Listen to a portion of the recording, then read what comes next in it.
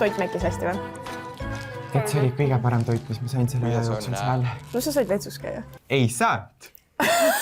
Lähen mina vetsu. On ju, panen ukse lukku ja mida mina kuulen ukse tagant. Helimees paneb siis. Vaid nagu teil oli kõik asjad laiali. No ja eriti mina, kellel oli iga voodi all vist nagu. Jah, et noh, selle jaoks ei ole vaja moppi ja harja ja asju. Ja ma ei tea ju. Ei ole varem koristanud. Sa arvestades sinu huve, teades, et sul on obsession dissidega. Minu story'dest läbi ma olen näinud, et sa nagu hindad neid. Siis ma panin sellega vastavalt nagu särgi. See teema silmad on üleval, mitte seal. Nii, põhimõttes mina tahtsin tulla vabandama, et ma ütlesin kaalika asemel kapsas. What? Ma tegelikult... See YouTube'i apology video, et ta mingi pisaraid ei pannud endal. Mina vabandan, et ma ütlesin kaalika asemel kapsas. Eesti rahvas andestab mulle. Kaalika community oli kindlasti väga solvunud.